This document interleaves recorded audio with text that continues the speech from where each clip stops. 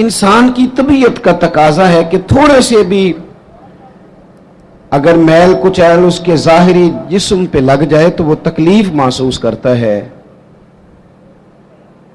بس سمجھ لیں اس بات کو کہ اگر ظاہر پر ایک دو دھبا ہو تو بندہ بے چین رہتا ہے، تو اگر دھبے باطن پہ ہوں تو اگر دل پہ دھبے لگ جائیں نا، لالچ کا، ہرس کا، ہوس کا، حسد کا، عداوت کا، بغض کا، لوگ کہتے ہیں پتہ نہیں کیا بات ہے، میں بور ہو رہا ہوں، پتہ نہیں کیا بات ہے، مجھے کیا ٹینشن ہے، پتہ نہیں سارا کچھ ہے. تو میں کہتا ہوں سارا کچھ ہے، پر ایک ٹینشن بھی ہے آپ کو کہ مجھے دیکھ کوئی نہیں رہا، ایک مسئلہ بھی ہے کہ میری ذرا شہرت ہو جائے، ایک پریشانی بھی ہے کہ میری بھی ذرا کبھی کوئی فوٹو آنے لگ جائے. تو اس نے بے چین کر دیا، بے قرار کر دیا. آپ کے پاس سارا کچھ ہے، لیکن وہ جو بھائی تھوڑا سا 4 پیسوں میں آگے نکل گیا، وہ برداشت نہیں ہو پا رہا، اس نے اندر جوار بھاٹا برپا کر دیا ہے باطن میں. یہ جو اندر کے دھبے ہوتے ہیں یہ انسان کو بے چین کر دیتے ہیں، بے قرار کر دیتے ہیں. ویسے وہ دوائیاں کھاتا پھرتا ہے، دم کراتا پھرتا ہے، علاج کراتا پھرتا ہے، لیکن رب فرماتا ہے میں نے تمہارا علاج کر دیا ہے. مالک کس طرح؟ فرمایا میں نے تمہیں اپنا محبوب جو عطا فرمایا ہے. کما ارسلنا فیکم رسولا منکم یتلو علیکم آیاتنا ویزکیکم. فرمایا میں نے تمہیں میں سے تمہیں رسول دیے ہیں، وہ تم پر میری آیتیں پڑھیں گے اور تمہیں پاک فرما دیں گے. جب تزکیہ ہو جائے گا نا، اندر کی صفائی ہو جائے گی، پاکیزگی ہو جائے گی، تو پھر کوئی مکان نہیں حضرت بلال حبشی کے لیے رہنے کے لیے، کوئی مکان نہیں، مسجد میں سوتے ہیں. پھر کوئی مکان نہیں ان کے پاس، کوئی ان کے پاس جائیداد نہیں، کوئی مال نہیں، سادہ کپڑے پہنتے ہیں، کوئی ظاہری عہدہ نہیں. لیکن حال یہ ہے کہ محبوب فرماتے ہیں معراج سے واپس آ کر، بلال کیا عمل کرتے ہو؟ یا رسول اللہ کیا ہوا؟ فرمایا میں معراج پہ گیا تھا، میں نے تو تمہارے چلنے کی آواز جنت میں بھی سنی ہے. جب آپ اندر سے مطمئن ہو جاتے ہیں. 2-3 باتیں آپ کی خدمت میں عرض کرنی ہے. طبیعت جب تک بے لوث نہیں نہ ہوتی، جب تک اخلاص نہیں آتا، تب تک اطمینان نہیں ہوتا. یہ جو لالچ ہوتا ہے نا، ہرس، ہوس، طمع، یہ اتنی بڑی گھٹن ہے کہ آپ، اور یہ اتنا بڑا لالچ کا، ہرس اور ہوس کا پیٹ اتنا بڑا ہوتا ہے کہ اس میں سارے خزانے بھی ڈال دیے جائیں تو یہ پیٹ بھرتا نہیں. جب آپ لالچ کے رشتے دنیا میں قائم کر لیتے ہیں، جب آپ کچھ لوگ کچھ دو کی پالیسی کی بنیاد پر جینا چاہتے ہیں، تو پھر زندگی ایک مشین کی طرح گزرتی ہے. پھر انسان انسانوں سے نہیں ملتے، جیبوں سے ملتے ہیں. پھر آج جو حال ہم ارد گرد دیکھ رہے ہیں کہ ایوان اقتدار سے لے کر بچی اور بچے کا رشتہ طے کرنے تک ہر چیز سے پہلے دولت دیکھی جاتی ہے، ہر چیز سے پہلے سرمایہ دیکھا جاتا ہے. کسی جگہ بھی آپ کو بڑا ہونے کے لیے، عزت کرانے کے لیے پہلے یہ بتانا پڑتا ہے کہ میری جیب میں مال کتنا ہے. نبی پاک صلی اللہ تعالی علیہ وسلم نے ہمارا تزکیہ یہ کیا ہے کہ حضور نے ہمیں بے لوث، اخلاص والی، درد والی اور مروت والی زندگی گزارنے کا کہا. حضور علیہ السلام کی مکمل سیرت کو آپ پڑھیں گے نا میرے عزیزوں، تو یک طرفہ نیکی کا کہا حضور نے. یک طرفہ نیکیاں تجارت نہیں ہوتی کہ سامنے والا بھی کرے گا تو میں بھی کروں گا. حضور نے فرمایا نیکی یک طرفہ کرنی ہے. اپنی سیرت میں فرمایا، اپنے عمل سے فرمایا. نیکی یک طرفہ کیا معنی ہے؟ کوئی کرے نہ کرے، ہم مدینے والے کے ماننے والے ہیں، ہم نے نیکی کر کے چھوڑنی ہے. اخلاص جب آ جاتا ہے نا، للہیت جب آ جاتی، کوئی 24 گھنٹوں میں 2 کام تو بندہ صرف اللہ کی رضا کے لیے کرے، 2 کام تو اللہ کی رضا کے لیے کرے. ایک تو اللہ کی ہر کام میں دکھاوا ہے، ہر کام میں تسن، بڑا مذہبی، یہ مذہبی سٹیج ہوتا ہے نا ہمارا، یہ مذہبی سٹیج ہے، یہ ہونا چاہیے نا بڑا اخلاص والا، بڑا درد والا.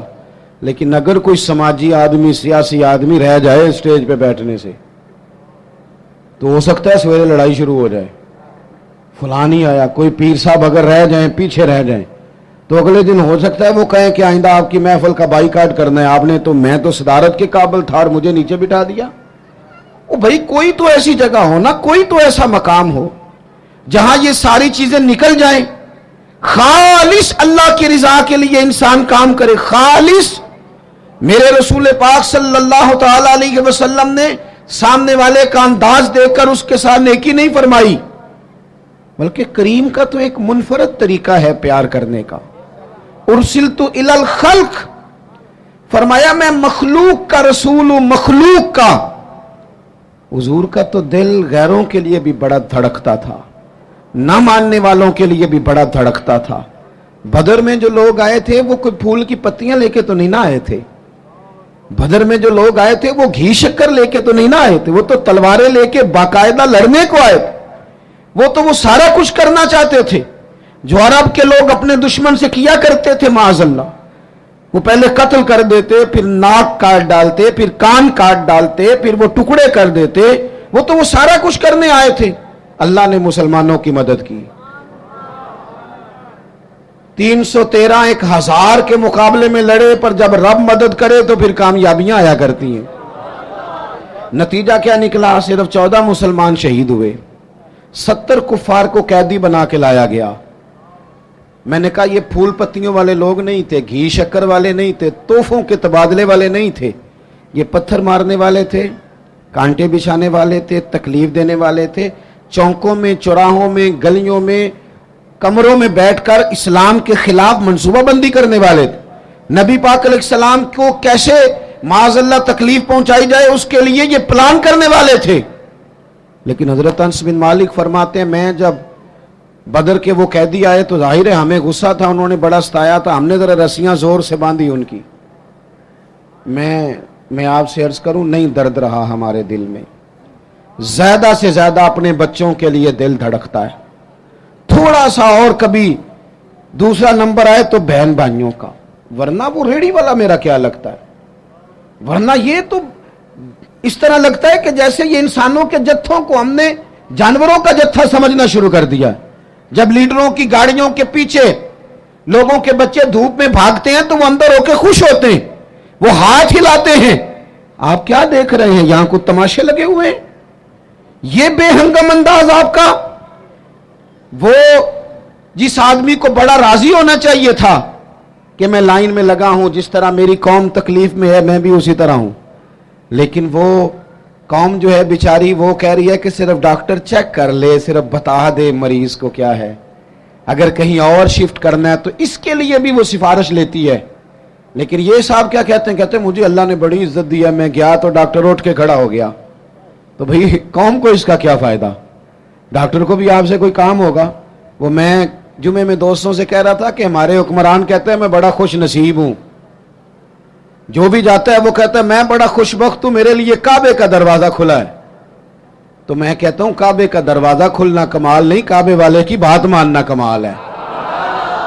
अगर काबे के अंदर जाना तुमने कमाल समझा है, वहां तो 360 बुत भी बड़ी देर रहे हैं, वहां जाना तुमने कमाल समझ लिया। ये देखो काबे वाले की बात मानी है, और जो तुम्हें काबे का दरवाजा खोल के देते हैं उनसे कहो चलो हमारे बेगुनाह कैदियों के लिए जेल के दरवाजे ही खोल दो, जो बेगुनाह हैं उनको ही छोड़ दो। लेकिन हमने बात ठीक है। और पीर साहब भी कहते हैं मैं जनाब गया तो बैंक वाला उठ के खड़ा हो गया। भाई ये क्या बात हुई? आप भी नहीं लाइन में लगना पसंद करते? आपको भी नहीं इस बात का ख्याल आया कि कितने लोग धूप में जल रहे हैं और मैं आया हूं और मैं निकल गया हूं? खुदा के बंदो, जब तक बेलौस दर्द नहीं होता तब तक समझ लो सीनों में दिल नहीं है, पत्थर हैं, फकत अपने लिए धड़कते हैं, फकत अपने बच्चों के लिए। खुदा मुझे ऐसी खुदाई ना दे कि अपने सिवा कुछ दिखाई ना दे। ये क्या बात हुई? हजरत अनस बिन मालिक कहते हैं हमें गुस्सा था कुफार पर, हमने रस्सियां जोर से बांध दी, और अपना गुस्सा नहीं था, गुस्सा यह था हमारे नबी को तकलीफ दी, मक्का छोड़ना पड़ा, अजियत दी, हमने जोर जोर से रस्सियां बांधी। लेकिन फरमाते हैं मैं रात को मस्जिद नबवी में आया तो हुजूर को देखा, कभी बेचैनी से उधर टहलते हैं, कभी इधर टहलते हैं। मैं दर्द से आगे बढ़ा, मेरे माँ बाप आपके कदमों पे कुर्बान, मेरी औलाद आपके अबरू के इशारे पे कुर्बान। महबूब क्या बात हुई, क्यों इस तरह टहल रहे हैं? तो हुजूर फरमाने लगे अंस, तुमने इनकी रस्सियां जोर से बांध दी हैं, یہ ہائے ہائے کرتے ہیں مجھے نیند نہیں آتی، یہ ہائے ہائے کرتے ہیں مجھے نیند، ان کی رسیاں ذرا ڈھیلی کر دو تاکہ میں سو جاؤں۔ کسی سے تو پیار کرنا یار، کسی کا تو درد پیدا کرنا۔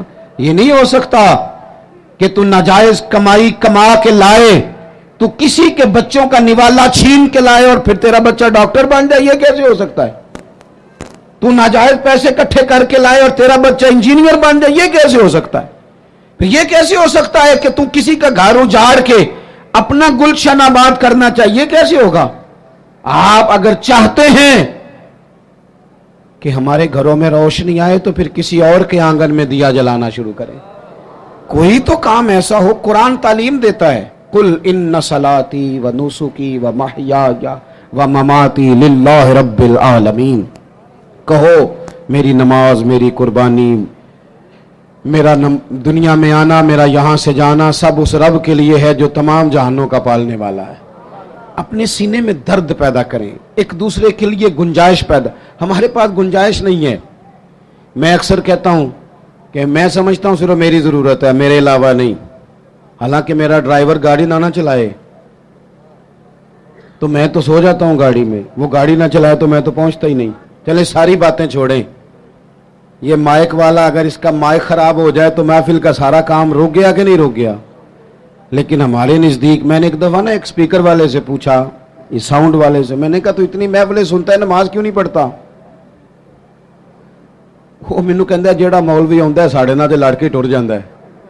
ہم تو پوری محفل میں نا ایسے کانپ رہے ہوتے ہیں کہ کسی کو آواز اونچی چاہیے، کسی کو نیچی چاہیے، کوئی کہتا کھول دے، کوئی کہتا بند کر دے۔ تو ہم پہ کیا اثر ہونا ہے؟ ہم تو خوف میں، کیونکہ ہم نے قدر نہیں نا جانی لوگوں کی، قدر نہیں سمجھی لوگوں کی۔ قدر سمجھنا شروع کریں، پیار کرنا شروع کریں۔ آپ بے لوث ہو جائیں، کچھ کام پیچھے چھپ کے بھی کریں، کچھ کام بیک پہ رہ کے بھی کریں، آپ محسوس کریں گے کہ آپ کے دل کو اللہ نے سکون دے دیا، کچھ اطمینان حاصل ہونے لگا ہے۔ 100 گھر تھا مدینہ شریف میں، تھوڑی سی آبادی ہوتی تھی، 100 گھر تھا۔ امام ابو نعیم لکھتے ہیں 100 گھر تھا، جہاں 2 وقت روٹی بھی پہنچتی تھی، بچوں کے کپڑے بھی آتے تھے، کوئی بیمار ہوتا تو دوا کا خرچہ بھی آتا تھا۔ 1 دن نہیں، 2 دن نہیں، سالوں مدینہ شریف میں سالوں 100 گھروں کی کوئی کفالت کرتا رہا۔ پر رات کو کوئی پردہ نشین آتا تھا نقاب اوڑھ کے، اور دروازے پہ راشن رکھتا تھا، اس سے پوچھتے تھے تیرا نام کیا، تو ناراض ہو جاتا تھا۔ سالوں، پھر اچانک وہ کھانا آنا بند ہوا، پھر اچانک وہ ساری چیزیں موقوف ہو گئیں۔ ایک دوسرے سے غریبوں نے پوچھنا شروع کیا، تیرے گھر نہیں کھانا آتا؟ نہیں، تیرے گھر بھی نہیں آتا؟ کب سے نہیں آیا؟ معلومات ہونے لگی، سب ایک دوسرے سے پوچھنے لگے، تو پتہ چلا 18 محرم سے نہ اس کے گھر آیا ہے، نہ اس کے گھر آیا ہے، نہ اس کے گھر آیا ہے۔ 18 محرم سے کسی کے گھر نہیں آیا۔ معلومات کرو لوگوں، 18 محرم کو ہوا کیا؟ تو پتہ چلا کہ 18 محرم کو امام زین العابدین کا انتقال ہوا۔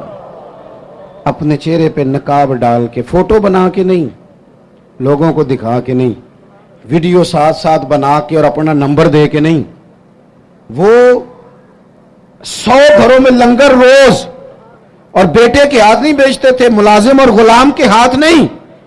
اس لیے کہ جب کسی کا درد اٹھتا ہے نا تو وہ اللہ کی رضا کے لیے ہو، تو پھر اس کی کیفیات کچھ اور ہوتی ہیں۔ 100 گھروں میں کھانا جاتا تھا، اتنا بڑا مجمع ہے، اتنے سارے آپ لوگ آئے ہیں، کیا 3 آدمی مل کے ایک غریب کا بوجھ نہیں اٹھا سکتے؟ کیا 3 لوگ کسی ایک غریب کا بچہ نہیں پڑھا سکتے؟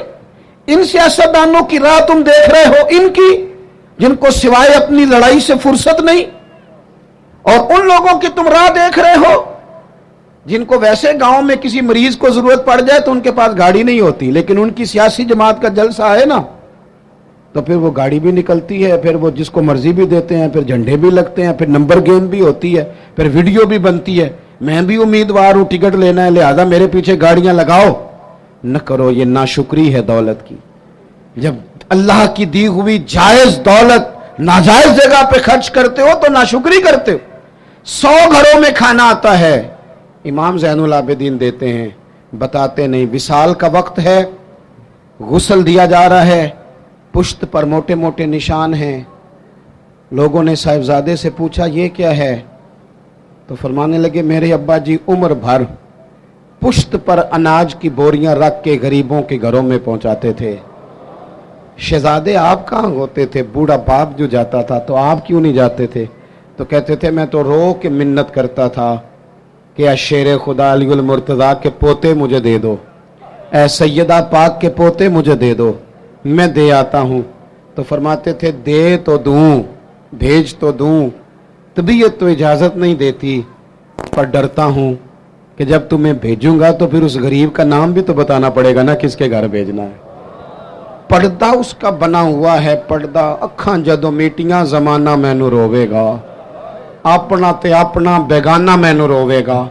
जदों ना मैं दिसिया मैं खारा नू मैखाने विच, तुसी वेखना जाम टुट जाणगे ते मैखाना मैनू रोवेगा। कई लुक लुक रोणगे ते कई बुक बुक रोणगे। गलियां दा याना ते सियाना मैनू रोवेगा। ओ भाइयों, जब आप बेलौस हो जाते हैं, जब आप प्यार करते हैं, जब आप थोड़े पर भी किसी से मोहब्बत करने लगते हैं, अल्लाह आपके दिल को करार देता है, आप सुकून। देखो ना, 3 दिन हुए थे हजरत सिद्दीक अकबर के विसाल को, तो हजरत उमर फारूक फरमाते हैं जख्म अभी ताज़ा भी था, गहरा भी था। मैं असर की नमाज पढ़ा के ना तो बाहर मस्जिद शरीफ में बैठा था, 2-3 छोटी छोटी बच्चियां सादे से कपड़े, सादा सा लिबास मस्जिद में आई और तोतला लबो लहजा, चाचा आप खलीफा बने? कहा हाँ बेटा मेरी ड्यूटी लगी है। तो कहा आप हमारे साथ चलेंगे? पुत्र कहाँ जाना है?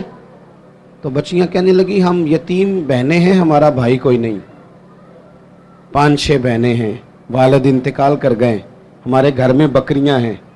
अबू बकर सिद्दीक रोज असर के बाद हमारे घर आते थे, बकरियों का दूध धो के हमें दे जाते थे, कुछ हम बेच लेती थी, कुछ पी लेती थी। चचा 3 दिन हो गए, अम्मा भी रोती है, बहनें भी रोती हैं, कोई नहीं घर में काम करने वाला। मैं उस आदमी की बात सुना रहा हूं जो लाखों मुरब्बा मील के हुक्मरान थे। मैं काउंसलर की बात नहीं कर रहा, उस एमपीए की बात नहीं कर रहा जो आपको सब्ज बाग दिखा के गया तो पलट के आया नहीं। फरमाते हैं कि चलेंगे आप? तो हजरत सैयदना उमर फारूक रदी अल्लाह ताला अन्हु कहते हैं मैं इतना रोया कि मेरी दाढ़ी आंसुओं से भर गई। मैं उठा, चलो पुत्र चलता हूं। आगे आगे वो बच्चियां और पीछे पीछे मैं। रस्ते में एक सहाबी मिले, ए अमीरुल मोमिनीन रोते हुए कहां तशरीफ ले जा रहे हैं? फिर रो पड़े, कहने लगे यार ये अबू बकर सिद्दीक तो मेरे लिए रास्ता ही बड़ा मुश्किल कर गया, किस तरह चलूंगा इनकी राहों पर, कैसे ये मैं काम आगे। जिगर राहे वफा में मैं नक्श ऐसे छोड़ आया हूं कि जिस मंजिल से गुजरा हूं वो अब तक याद करती है। ओ यारो, हैं ना कुछ अभी भी लोग, कुछ लोग अभी भी हैं जो शाम को इंतजार करते हैं, शाम को, अल्लाह खुश रखे। सुने जी, शाम को इंतजार करते हैं कि अगर कहीं से दवा के पैसे आ जाएं तो अम्मा को दवा ले दूं।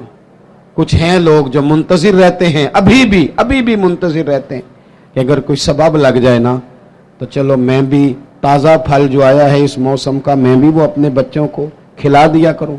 दोस्तों, हुजूर ने हमें सबक दिया है, ये हमारा तज़किया किया है। लालच से बचकर कोई काम जिंदगी में अपनी आखिरत के लिए भी तो करना चाहिए। कोई उसलूब ऐसा भी तो इख्तियार करें जिसमें इंसान महसूस करे कि ये खालिस मेरी आखिरत का काम है। दूसरी बात, जब तक हम सब अपने आप को कानून के हवाले करना पसंद नहीं करते उतनी देर तक तज़किया नहीं होता। एक तबका ऐसा आ गया है कि जो समझता है कि ये कानून किसी और के लिए है, मेरे लिए नहीं। जब तक इंसान अपने आप को पेश नहीं करता, तवज्जो है मेरी बात पर आपकी? मेरी बात पर तवज्जो है आपकी? आपकी कोई सियासी जमात, कोई इल्ला माशाअल्लाह जो इस वक्त काम कर रही हैं, जो बड़ी बड़ी पार्टियां बनी हुई हैं, उनमें से कोई एक सियासी जमात का कोई एक कारकुन भी कहता है कि मेरे लीडर से फलानी गलती हो गई है? बोल के बताएं, क्यों? ये फरिश्ते हैं? یہ اپنے آپ کو قانون کے حوالے کیوں نہیں کرتے؟ وہ کوئی بھی ہو، کسی جماعت کا بھی ہو. جب یہ 3-4 سال پہلے حکومت آئی تھی تو ایک صاحب میرے پاس بڑے دوڑے دوڑے آئے، کہنے لگے تبدیلی آ گئی ہے ملک میں. تو میں نے کہا نمبر پلیٹیں بدلنے سے تو تبدیلی نہیں نہ آتی، انجن تو سارا وہی ہے، بندے وہی ہیں، وہ صرف جماعتوں کا لیبل بدل بدل کے آ جاتے ہیں. کیا بات کرتے ہیں آپ؟ اس طرح بھی کبھی ہوتا ہے. انہیں جی اب آ جائے گی، تو میں نے کہا یہ نہیں آئے گی، اس لیے کہ وضو کرنے کے لیے نرا پانی ہونا شرط نہیں، پاک پانی ہونا شرط ہے. وضو صاف پانی سے ہوتا ہے، اس طرح کے پانیوں سے نہیں ہوتا. بہرحال آمدام برسر مطلب میں جو بات آپ کے سامنے عرض کرنا چاہتا ہوں اس پر آپ غور فرمائیں گے کہ قانون سے بالا تر اپنے آپ کو نہ سمجھا جائے. ہم سے اگر کبھی کوئی کمزوری ہو جاتی ہے، کسی مقام پر ہم کوئی غلطی کر بیٹھتے ہیں، اس کا اعتراف کر لینا، اس کو مان جانا، اس کو تسلیم کرنا سیکھیں. ہمارے گھروں کے اندر جنگ لگی ہوئی ہے اس لیے کہ ساس کہتی ہے میں تو غلطی کر ہی نہیں سکتی. اور اگر لوگ ہمارے ہاں غلطی کا اعتراف کرتے بھی ہیں تو اتنا جارحانہ ہوتا ہے کہ وہ لگتا ہے غلطی نہیں، وہ تو ڈنڈا چل رہا ہے. بہو کہتی ہے اماں کی ساری غلطیاں میں تو کر ہی نہیں سکتی. اپنے آپ کو تسلیم کے کٹہرے میں لائیں، ماننا سیکھیں. اگر کسی جگہ آپ محسوس کرتے ہیں نا کہ یہاں میں بھی بھول گیا تھا تو مان لیں. بڑے بڑے لوگ مان جایا کرتے تھے، بڑے بڑے لوگ تھے جو رجوع کر لیتے تھے. تسلیم کرنے کا، مان لینے کا مزاج بنائیں. آپ کی ضرورت ہے آپ کسی بڑے آدمی کو، طاقتور کو کہہ سکیں کہ تو مان جا، تیرے اندر یہ کمزوری ہے. کوئی مانتا ہے؟ ہم مانتے ہیں؟ ہاں نہ تو کرو نا. غلطیاں کرتے ہیں کہ نہیں؟ مانتے ہیں. پھر میں نا ایک دفعہ اپنے علاقے میں موٹر سائیکل پہ ایک دوست کے پیچھے بیٹھا ہوا تھا، تو روڈ کے اوپر ہی نا ایک صاحب نے دوسرے کو ٹکر مار دی موٹر سائیکل کی. اب وہ غلط ٹکر ماری ہے اس نے، اس سے غلطی ہو گئی تو ٹکر اس کو لگ گئی، وہ بندہ گر گیا. تو اب وہ گرنے والا اٹھا تو جس نے ٹکر ماری تھی نا وہ اس پہ چڑھائی کر گیا. کہنے لگا کب سے میں ہارن بجا رہا ہوں، کب سے میں اشارے دے رہا ہوں، کب سے لائٹیں دے رہا ہوں، دیکھا نہیں جاتا، چلا نہیں جاتا. اب وہ بندہ گرا بھی تھا، تکلیف بھی ہوئی تھی، اور جس کی غلطی تھی وہ پریشر بھی ڈال رہا ہے. تھوڑی دیر کے بعد وہ رخصت ہو گیا. میں جب تک قریب چلا گیا، چند سیکنڈ لگے، وہ بندہ بیچارہ گرا تھا، اٹھ کے چلا گیا. میں نے قریب جا کے وہ ٹکر مارنے والے سے کہا، میں نے کہا غلطی بھی تیری تھی، میں دیکھ رہا ہوں پیچھے پیچھے ہم بھی آ رہے ہیں، اور چڑھائی بھی تو کر گیا ہے. تو یہ تربیت ہے آج کل جو قوموں کی اور نوجوانوں کی ہو رہی ہے. وہ کیا کہتا ہے؟ وہ کہتے ہیں پیر صاحب تسی بھی تکدے سو پہ. میں نے کہا پیچھے ہی تھا. کہنے لگے گل تو اڈی ٹھیک ہے، غلطی میری سی، پر جے میں نہ چڑھائی کرتا تھے انہیں کر جانی سی. یہ مزاج ہے. یہ ہنسنے والی نہیں تو رونے والی بات ہے. جب قوموں کی تربیت اس طرح کی ہونا کہ ماننا نہیں، چڑھائی کرنی ہے، غلط بھی ہے تو چڑھائی کرنی ہے، جھوٹے بھی ہیں تو چڑھائی کرنی، دھونس اور دھاندلی کے ساتھ، روب کے ساتھ بات منوانی، پھر قوموں کی تربیت نہیں ہوتی. رسول پاک صلی اللہ تعالی علیہ وآلہ وسلم نے اپنے صحابہ کو جو مزاج دیا ہے، سکون کس چیز میں ہے کہ انسان اپنے آپ کو پیش کر دے. پتہ ہے کیمرے لگانوں سے جرم نہیں ختم ہوتے. اگر کوئی جرم سے آشنا ہو جائے نا، میں نے کرنا نہیں، پھر ختم ہوتا ہے. میں آپ کو ایک مثال دیتا ہوں اگر آپ کی سمجھ میں بات آ جائے تو. گوشت کسی نے آپ کو کھانے کو دیا اور آپ کھا رہے تھے،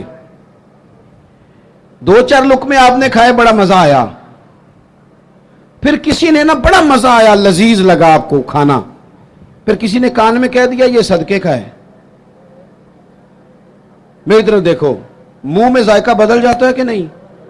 کیا ہوا؟ مسالے بدل گئے. چلیں اس سے بھی آگے کی بات کرتے ہیں. کسی نے آپ کے کان میں کہہ دیا کہ یہ تو جانور بیمار تھا یا ذبح ہی نہیں ہوا تھا، حرام کھا رہے ہیں آپ، تو الٹیاں شروع ہو جاتی ہیں کہ نہیں؟ بولیں کیوں؟ اس لیے کہ آپ کا ذہن بن گیا ہے کہ حرام میرے لیے ٹھیک ہے. پر شرط ہے نا، میرا گوشت ہی حرام ہو تو الٹی نہیں آنی چاہیے. 50 لاکھ بھی حرام آئے تو پھر بھی الٹی آنی چاہیے.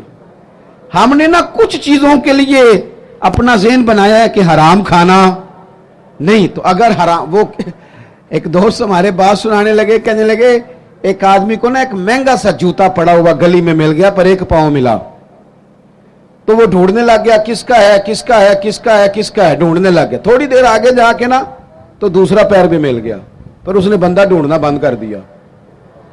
پھر وہ گھر لے آیا، اب پورا ہو گیا نا. اس طرح کا تقویٰ نہیں. آپ وہ شریعت کے ہر حرام کو حرام سمجھیں، شریعت کے ہر حرام کو.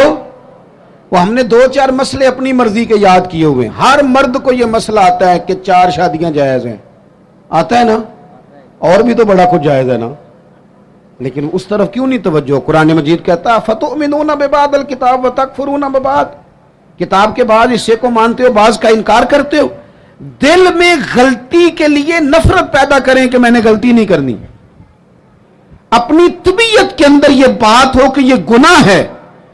اول تو صحابہ سے خطا ہوتی نہیں، معصوم نہیں ہم انہیں کہتے ہیں، محفوظ کہتے ہیں.